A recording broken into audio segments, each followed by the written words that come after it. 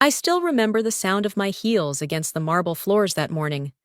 Sharp, confident, like punctuation marks in a sentence I thought I was finally writing. Today was supposed to be my day. I wore the navy blazer I saved for only the most important meetings. The one that made me feel like the future version of myself. The executive I was certain I was about to become. In my bag was a handwritten speech, just 3 minutes long, but I'd memorized it anyway. It opened with a quote about perseverance and ended with a note to my mother. I'd imagined standing at the head of the conference room, holding back tears, as Bryce Langley, our CEO, shook my hand and called me Valamont's next Vice President of Strategic Growth. Instead, I walked into a room that felt colder than usual. Too quiet. Too polished. A tray of untouched coffee sat at the far end of the table. Bryce was already seated, that permanent politician's smile plastered on his face. Next to him was Ilara Chen, dressed to the nines in soft beige silk, and a smirk she didn't bother to hide. I placed the signed $60 million Helix Core contract gently on the glass table and straightened my shoulders. 18 months, I said, almost breathless with pride. But we did it. They signed last night. Bryce didn't reach for the paper. He didn't even look at it. Avra, he said, voice clipped and distant. We need to talk about restructuring. Something in the room shifted. I felt it in my ribs. A pulling sensation, like the oxygen had been quietly sucked out. I blinked, unsure if I'd heard him correctly. What? We're taking the company in a new direction, he continued, sliding a crisp manila folder toward me.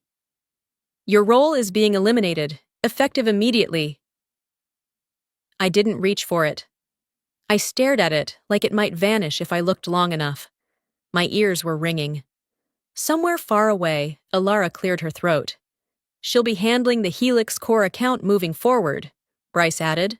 Her background aligns better with clients at that level. Her background. The words hit harder than the termination, because we all knew what he meant. I didn't have Ilara's Ivy League MBA. I didn't come from a family with connections or a polished pedigree. I had grit. I had results.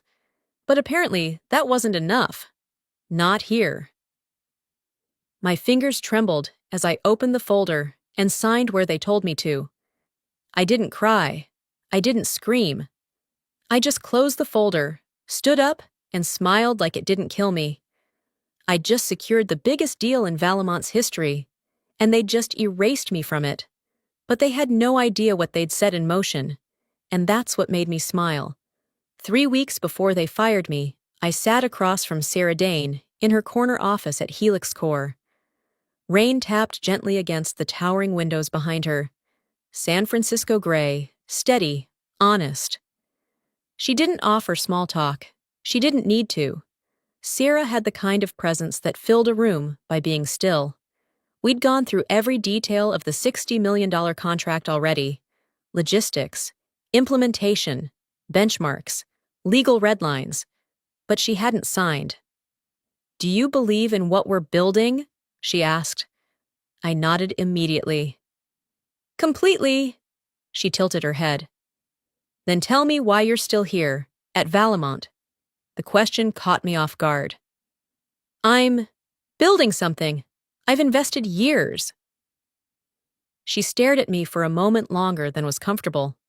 Then she sat back, folded her hands on the desk, and said something I've never forgotten. I trust you, Avra. Not your company. You. Silence stretched between us, not awkward, but weighted. I've seen too many handoffs ruin good work, she continued. Too many senior advisors vanish once the ink dries. You brought this deal from concept to execution. I want you to finish it.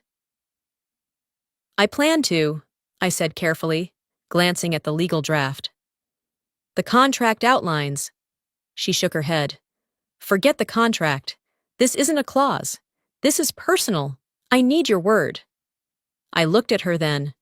Not as a client, but as a woman who'd fought similar wars in boardrooms that didn't want to make space for us. She didn't ask for guarantees. She asked for something deeper. "You have my word," I said. "I will personally oversee this project." She extended her hand. We shook on it. No lawyers, no paper, just mutual conviction, sealed between two professionals who knew the game and decided to play by their own rules for once. ISI never told Valamont. Not Bryce, not Alara, not legal. It wasn't about secrecy, it was about instinct. Something told me that handshake might matter more than anything printed on those pages. Back in my apartment, the night after I was fired, I sat on the floor with the lights off and thought about that moment. Thought about the way Sarah's eyes didn't blink when she said she trusted me, not them. I remembered the firmness in her handshake, the weight of her trust, and the very quiet voice inside me that whispered, "This is the card you never show too early." Valamont thought they had secured everything: the contract, the client, the celebration. They believed I was just the vessel through which the deal flowed. They didn't know the deal wasn't with them. It was with me, and I wasn't with them anymore. I looked at my phone. The Helix Core launch was scheduled for Monday morning. No doubt Alara was already preparing to pose for press photos, rehearsing industry buzzwords she barely understood. They hadn't told Sarah yet. Of course not. They thought she'd go along with whatever pretty title they slid across the table. They didn't know what she'd said. "I trust you, Avera, not your company." It wasn't a clause. It wasn't even in writing. But it was binding. The most important agreements sometimes are. 3 days before they fired me, I stayed late to finalize the Helix Core rollout timeline. The office was quiet. Half the lights off, floor half empty. I liked it that way. The silence helped me think. I needed everything perfect for Sarah's team. After all, this wasn't just another account. It was my account, the one I had chased, built, earned. As I walked down the hall toward my office with a coffee in hand and notes under my arm, I paused when I heard voices coming from the corner suite. Bryce's office. The door was nearly closed, but not quite. I caught my name first. "Ilara, are you confident you're ready to handle Helix Core? It's a high-profile transition," Bryce said, voice low and deliberate. Ilara responded without hesitation. "Of course. Honestly, I think it's better this way. Avra's great with execution, but let's be real. She went to some state school in Arizona. Helix Core's execs are Ivy League, VCs, Stanford, MIT, Wharton types. She can't speak their language." There was a short pause. Bryce didn't object. That silence stung more than words. Then he chuckled. "Well, there's image too. Executive presence matters. And Helix Core's team has certain expectations." "You mean polish," Alara said, with that smug tone I'd heard so many times in meetings. "She's brilliant, but clients like this, especially at that scale, they want someone who looks like leadership." "Exactly," Bryce agreed. "Someone who fits the room before they even speak." My stomach clenched. I leaned closer to the door, breath held, eyes wide. Every word they spoke landed like a cut. But I didn't barge in. I didn't even move. I just stood there, paralyzed. It wasn't about the deal. It wasn't even about performance. It was about who they thought I was. And worse, who they believed I could never be. In that moment, I wasn't Avra Lorne, the woman who had just secured the biggest contract in company history. I wasn't the one who had flown back and forth to 3 cities in 1 week to close a proposal that no one else could crack.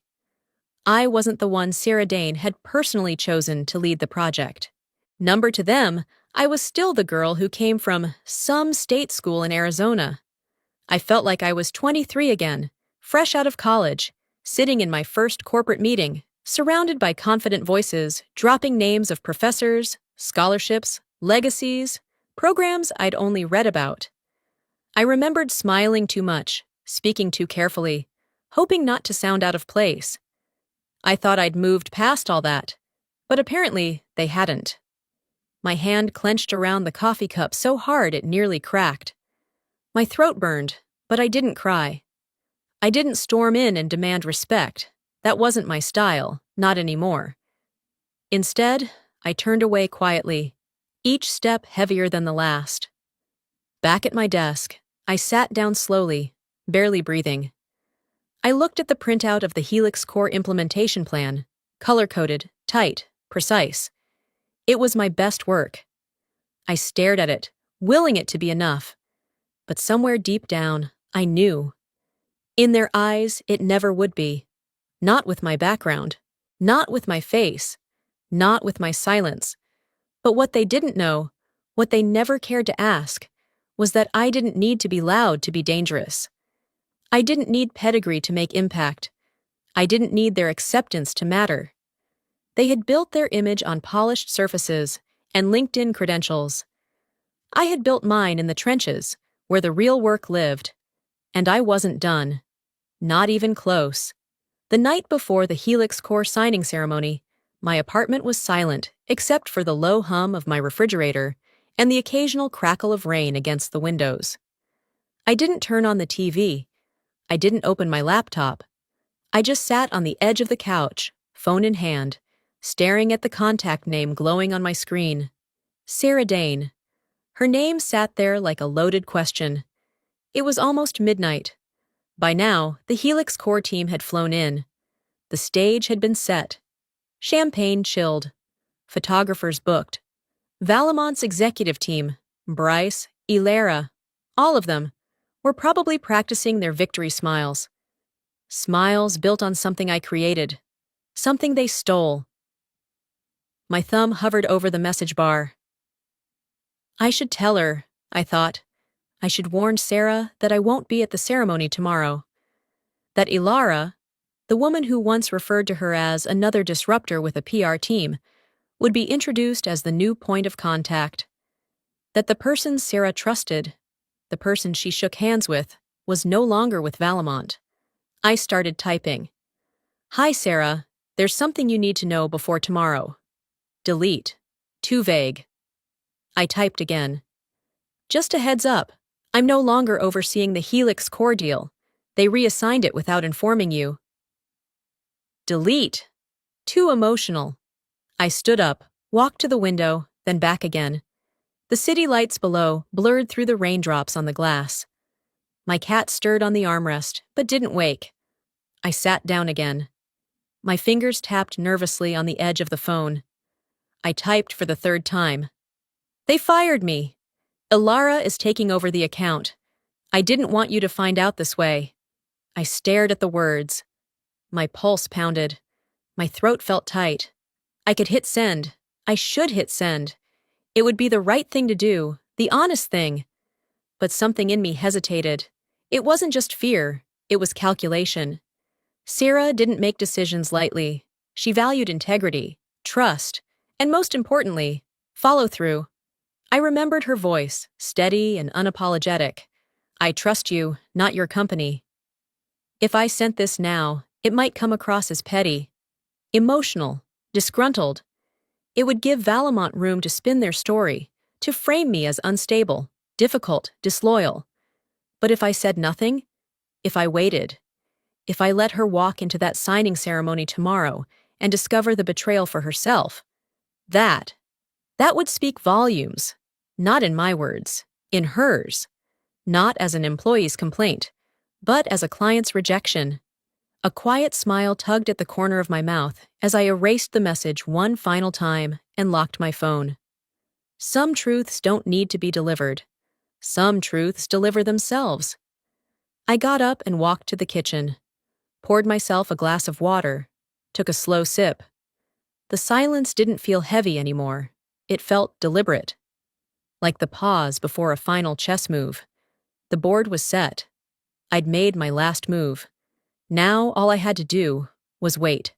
I glanced over at my coat hanging near the door. My Valamont security badge was still clipped to the inside pocket. I reached in, removed it, and dropped it in the trash, without a second thought. Let them have their ceremony. Let them toast to the deal they think they've secured. Tomorrow, when Sarah asks where I am, when she hears the lie, they'll realize what they've done. And they'll do it in front of the entire boardroom. That's not revenge. That's justice. Served cold, clean, and without warning. I sat back down, legs tucked under me, and pulled a blanket over my lap. The rain picked up, a steady rhythm on the windows. I let it soothe me, eyes closed, breathing steady. There was nothing more to say. Not tonight. Not yet. By noon, Valamont's top floor barely resembled an office. It looked more like the foyer of an art gallery opening. White orchids bloomed on every table. Waitstaff in black vests moved swiftly between executives, refilling flutes of champagne that no one had yet touched. A display wall showed a sleek, rotating presentation. Valamont X Helix Core. Innovation begins today. Bryce Langley stood near the entrance, flanked by two board members who'd flown in just for the ceremony. Ilara Chen stood a few feet away, dressed in cream silk, her hair in an elaborate updo that screamed media prep. She held a leather-bound folder. My folder. Inside were the plans I'd spent 6 months building, every metric, every benchmark, every phase of implementation. She hadn't changed the cover. Across the room, Valamont's head of PR, Janice, buzzed nervously into her headset, coordinating the photographer's timing with the arrival of Helix Core's team. "She's 3 minutes out," Janice whispered to no one in particular. "Everyone in position." Bryce straightened his tie for the third time. One of the board members offered him a quiet nod of approval. Ilara glanced at herself in the reflective surface of a mounted screen, smoothing her lipstick. The elevator dinged. Sarah Dane stepped out alone. Black pantsuit, minimal makeup, a single silver ring on her right hand. No entourage, no assistant. Just her, as always, controlled, composed, razor-focused. Janice immediately whispered something into her mic. The photographer lifted his camera. Bryce stepped forward, palms open in practiced welcome. "Sarah," he said, "we're thrilled." "Where's Avra?" Her words sliced through the room like the sudden crack of thunder before a storm. The photographer paused, lens still raised. Janice looked up sharply. The board members blinked in confusion. The music faded into background noise, forgotten. Bryce's smile faltered. "Avra's no longer with the company," he said after a beat too long. "But I'd love to introduce you to Ilara Chen, who'll be—" "No," Sarah cut in, her voice calm but firm. "If Avra's not managing this account, we're not signing anything." Ilara stepped forward. "Sarah, I understand this change is sudden, but I've reviewed the full transition plan. Everything is seamless." "I didn't ask if the plan was seamless," Sarah replied, her tone colder now. "I asked where Avra is, because I made a verbal agreement with her. She gave me her word. I trusted her, not Valamont's internal reshuffling." Bryce cleared his throat, suddenly pale. "Sarah, we can resolve this offline." "I won't sign a deal where trust is compromised," Sarah said simply. "This is no longer a negotiation." And just like that, she turned. One of the board members took a step forward. "Ms. Dane, perhaps we can—" But she was already pressing the elevator button. The doors slid open, and she stepped inside without another word. The entire room froze. Glasses remained untouched. Smiles faded. Even the rotating screen behind them flickered awkwardly, as if it sensed the moment had imploded. Ilara stood stiff, hands clenched around the folder. Bryce slowly turned toward the window, face pale, lips pursed. The photographer lowered his camera. No one knew what to do. No one said a word. At that exact moment, I was on my couch, barefoot in sweatpants, eating cheap noodles out of a ceramic bowl. My cat, Miso, was curled against my hip, purring softly. My phone buzzed. Marcus! You dropped a bomb in the boardroom. Sierra just walked out mid-sentence. Ilara looks like she's about to cry. Bryce is frozen. I stared at the screen for a moment, then muted the thread. I didn't need the play-by-play. The scene played out in my head so clearly I could almost hear it. Let them squirm. Let them feel the silence I felt when they slid those termination papers toward me and took my name off the project I built.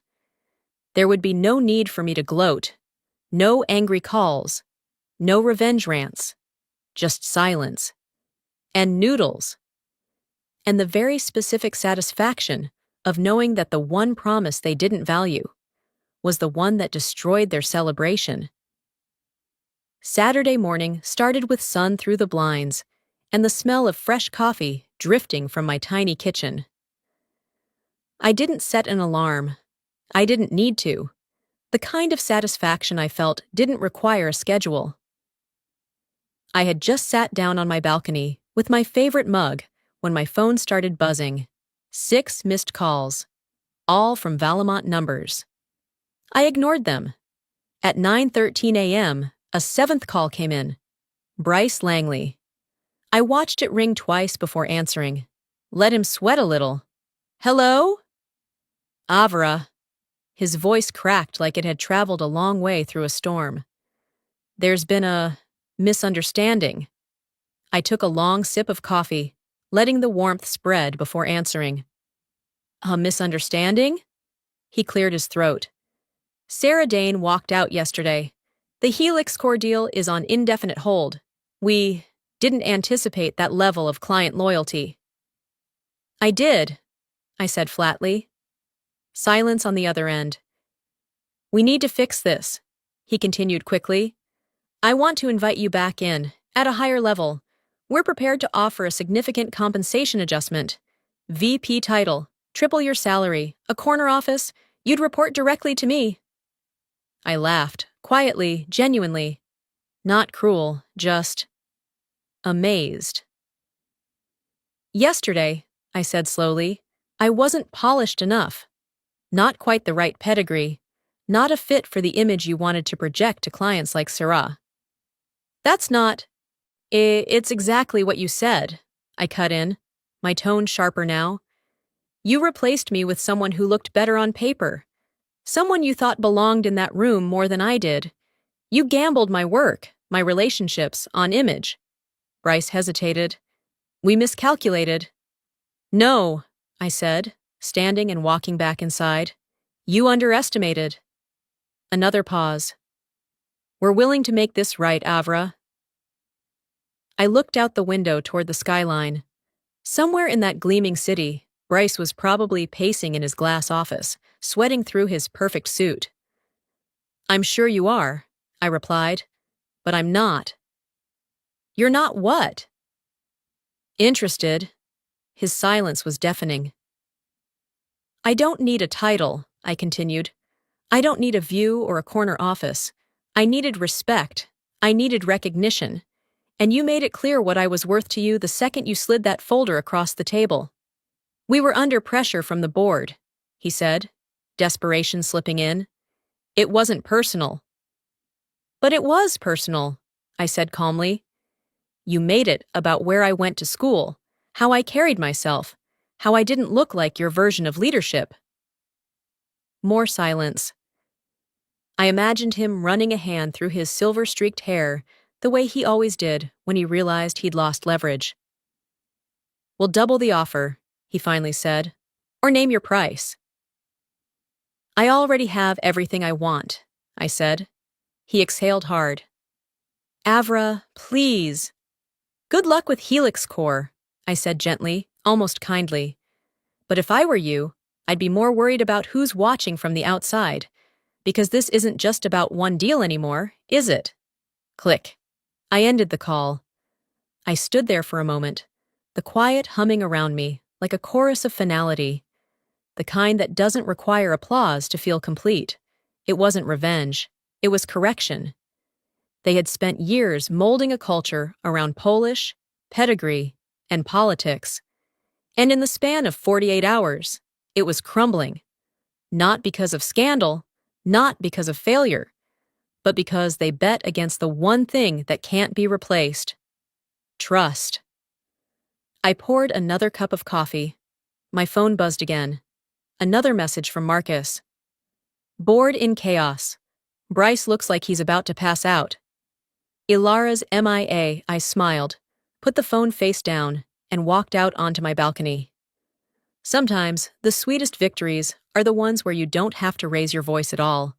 It was just after 8 p.m. when the doorbell rang. I wasn't expecting anyone. Still barefoot, I padded across my apartment and peered through the peephole. My heart softened instantly. Sarah Dane. She stood in the hallway in jeans and a leather jacket, her hair slightly windblown, one hand holding a bottle of aged tequila like it was an offering. She looked exactly how she always had when showing up uninvited. Unapologetic. I opened the door. You didn't have to. Yes, I did, she said, brushing past me and heading straight for the kitchen like it was still our shared college apartment. You should have told me. I leaned against the counter as she pulled 2 shot glasses from my cabinet. Would it have changed anything? No, she admitted, placing the bottle down with a soft thud. But I wouldn't have let you face it alone.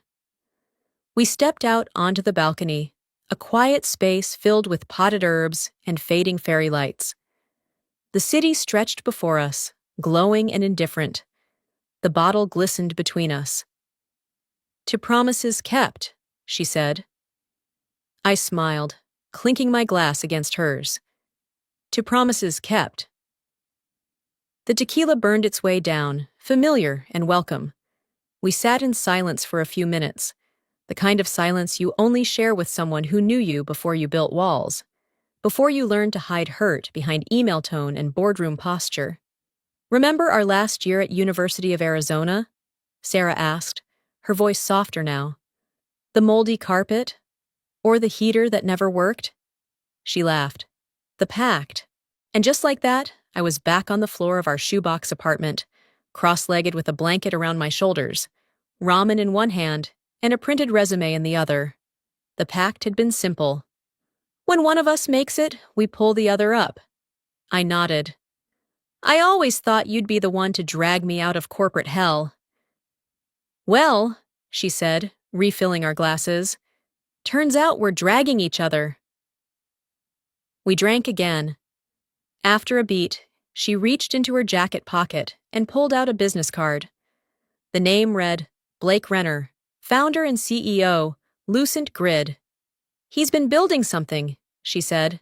Fast, smart, completely different from Valamont's dinosaur model. He's been trying to get me on board for 2 years, but I needed the right reason to take the leap. And now, I asked, you're the reason. I stared at the card. Simple, minimalist, just like Sarah. But behind the design, I could already feel something else. Possibility. What's he looking for? Someone who can handle enterprise strategy, someone clients trust, someone who just walked away from a $60 million deal because she kept her word. I raised an eyebrow. So I'm a walking resume now? Sarah smiled. You're the whole damn brochure. I twirled the card between my fingers. And what does he want from me? To meet you, that's it. I let the silence stretch a little longer, listening to the hum of cars below, the muffled music from a rooftop down the block. I'll meet him, I said finally, but only under one condition. Sarah leaned in. Name it. This time I pick my own team. No pedigree filters, no fake smiles, no Ivy League litmus test, just people who can do the damn work. She raised her glass again, eyes sharp. That's exactly why I'm bringing you in. We sat there until the bottle was half empty, until the lights of the city blurred slightly, and the heaviness of the week began to lift. It wasn't just about revenge anymore. It was about starting over, this time on our terms. The following Monday, I arrived early at a rooftop cafe in the Mission District, one of those spots with mismatched chairs, exposed brick walls, and a view that made your coffee taste more expensive than it was. I chose a seat in the far corner, facing the entrance. I'd always preferred seeing people walk toward me instead of letting them catch me off guard. At 10:02 a.m., Blake Renner stepped onto the terrace. No suit, no tie, just dark jeans, a navy button-down, and a calm focus that felt intentional rather than casual. He walked like someone who didn't need to prove anything but still had everything to gain. "Hope I didn't keep you waiting," he said, extending a hand as he sat down. I shook it. "You didn't." We ordered. Sparkling water for him, black coffee for me. No small talk. He cut to the chase. "I've been following your work at Valamont for a while," he said, "even before the Helix Core fallout." "Is that what we're calling it now? A fallout?" He smiled, unapologetic. "It's what it looked like from the outside, but I read between the lines. You were the reason that deal existed in the first place." I sipped my coffee, watching him carefully. "So why am I here?" "Because you understand enterprise clients in ways most people in this city don't. You build trust, not just systems.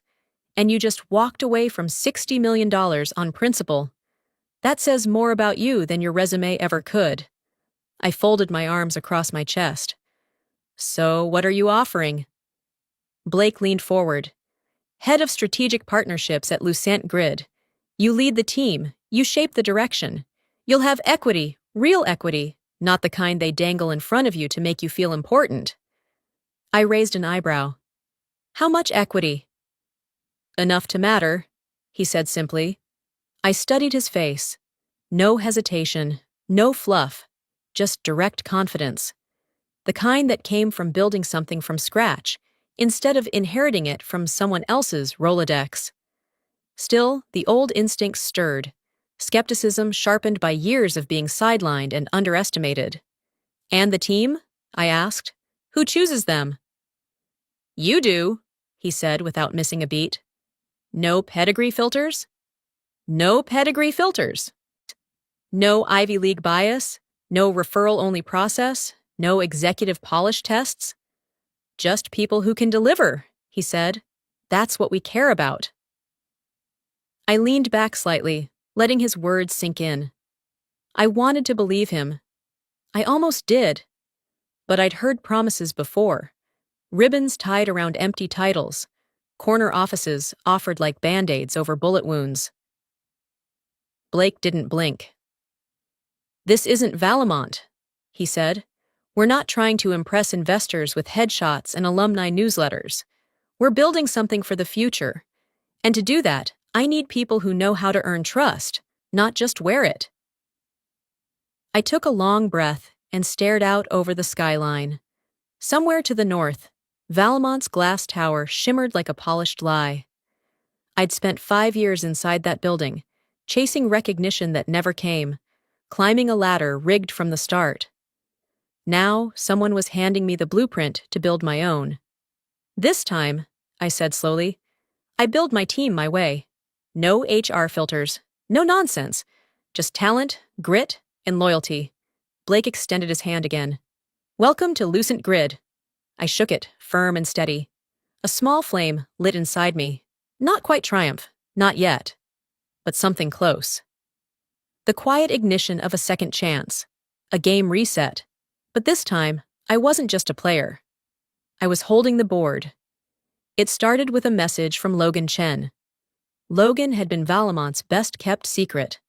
A brilliant systems engineer with 10 years of institutional memory, but never promoted past senior technical specialist.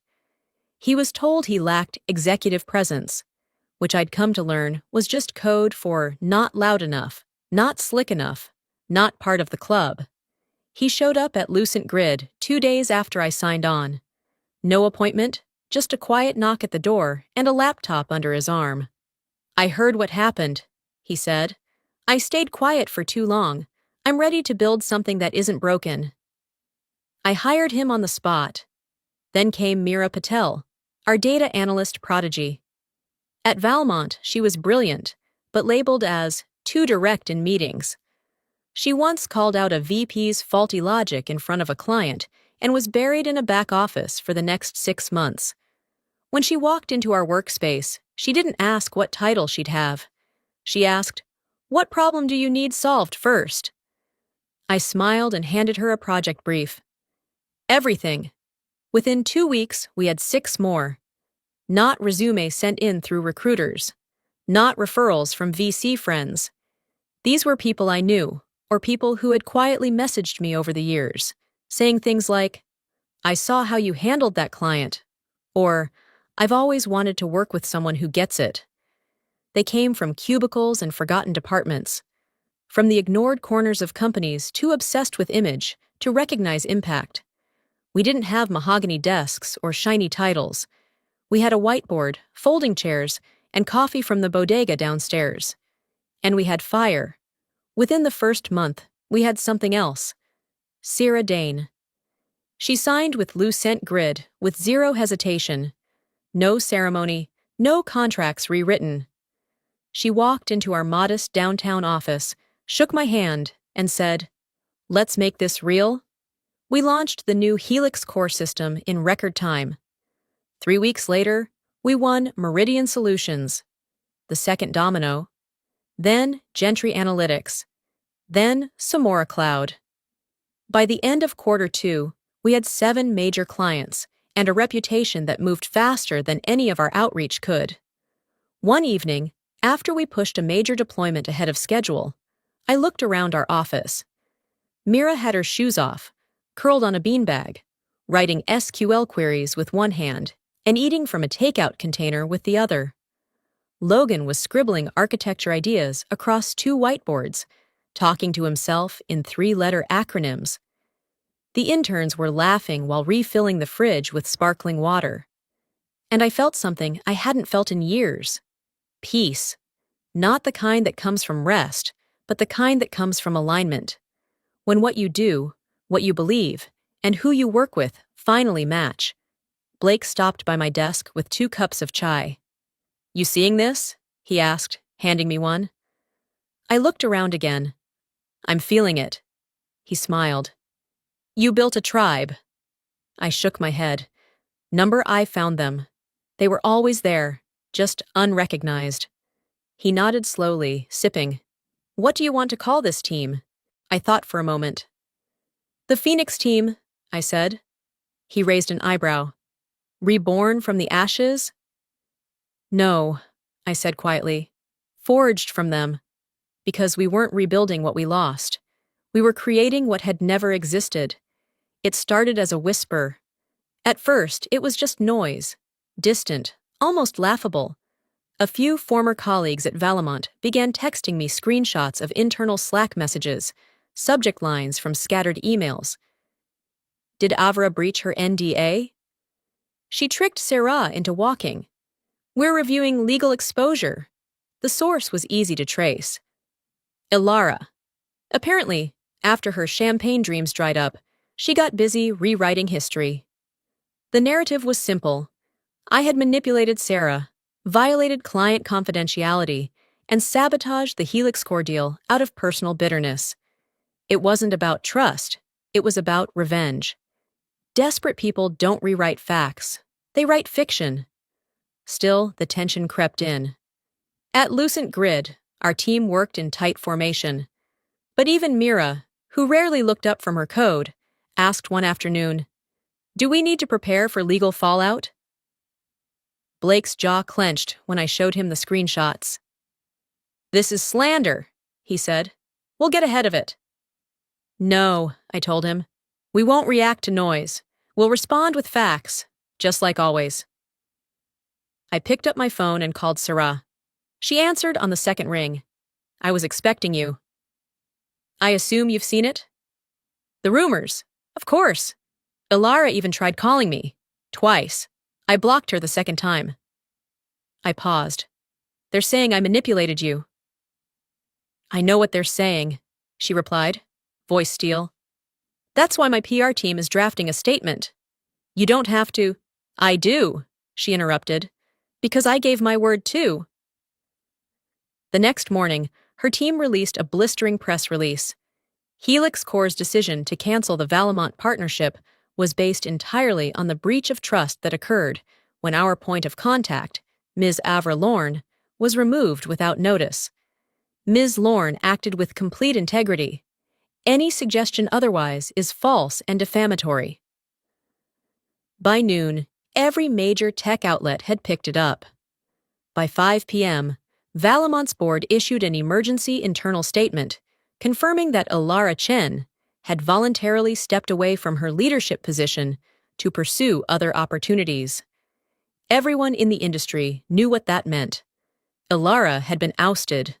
A few hours later, Marcus texted me. Bryce is being reassigned. Not CEO anymore. President title, stripped of real authority. Crisis consultants have taken over comms. I stared at the message, feeling not joy, exactly, but a kind of weighted release, like watching a crumbling building finally give in to gravity after leaning too long on a cracked foundation. Later that night, I stood by my window, phone in one hand, tea in the other. The skyline blinked calmly, as if the city had no idea what was unfolding in the high-rise office towers it held. Valamont wasn't just bleeding, it was unraveling. Reputation first, then leadership. Next would be the clients. They had gambled everything on polish and lost to substance. They had chosen image and been destroyed by truth. And still, I didn't send a message to Ilara. Not a gloat. Not an, I told you so. Because I didn't need to say anything. Her silence said enough. What stung wasn't just the fallout. It was knowing she hadn't expected me to have the power to trigger it. She'd mistaken quiet for weak, loyalty for softness, humility for invisibility. But now she was learning, like so many others had before her. The ones you dismiss without thought are often the ones you should have feared most. At Lucent Grid, Blake walked into our Monday stand-up with a grin.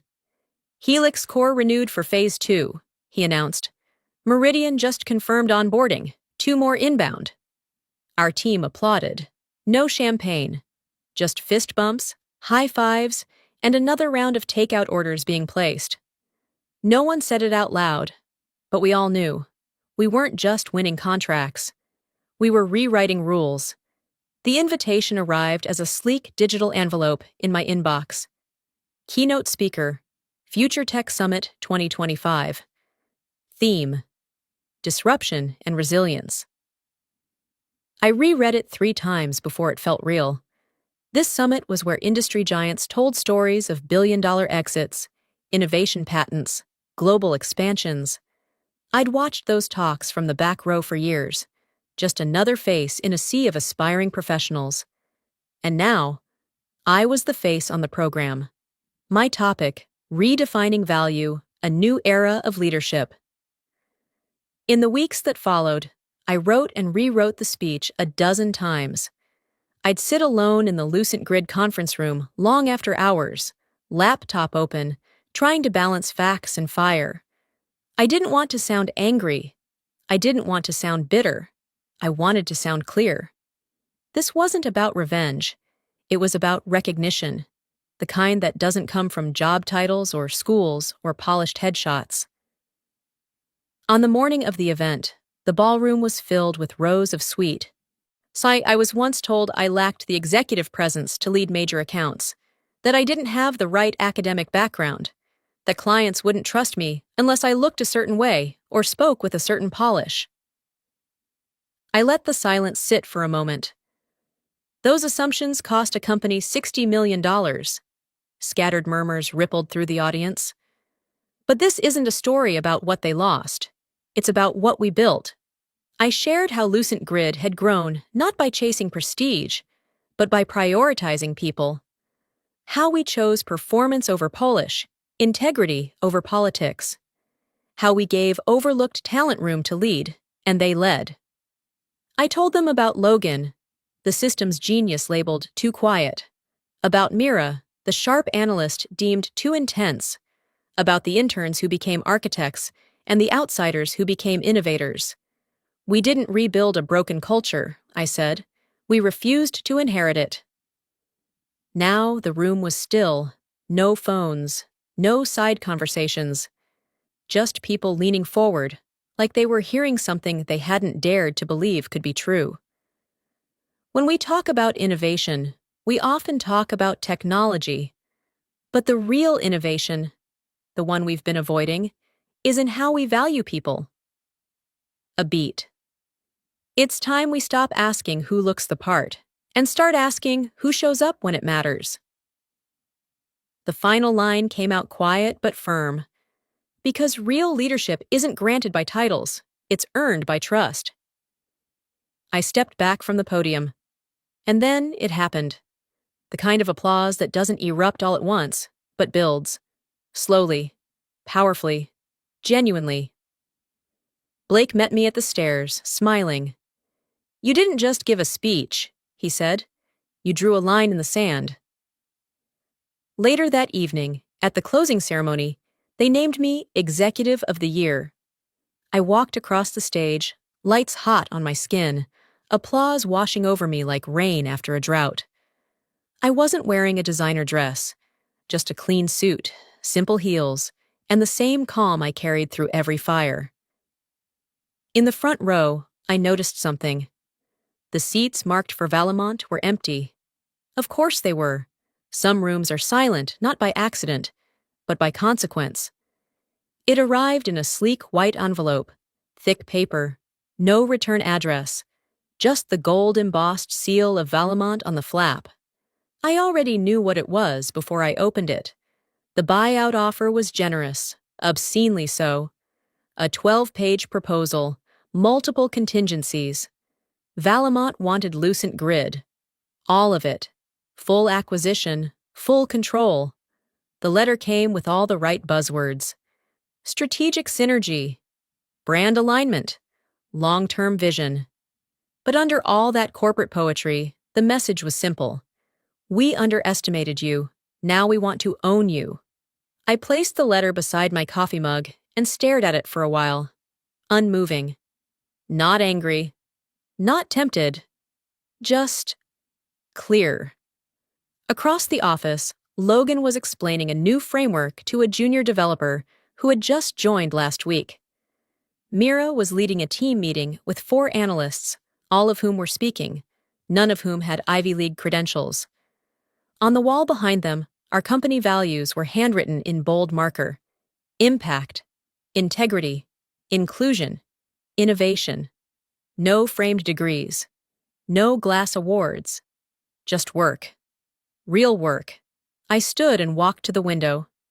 The city shimmered in the morning sun. Somewhere across town, Valamont's tower stood tall, polished and crumbling from the inside. A year ago, I would have dreamed of being bought by them. Today, the idea made me feel small, like putting wildflowers in a crystal vase and pretending they'd still grow.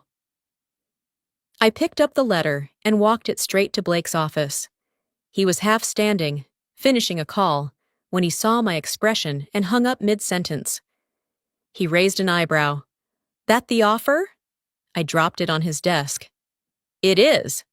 He flipped through the pages, then whistled low. "They're scared." "They should be," I said simply. He looked up. "What do you want to tell them?" I thought about it for a moment. Then I smiled. "Tell them this. You couldn't afford me then. You still can't now." Blake grinned. "I'll draft a reply."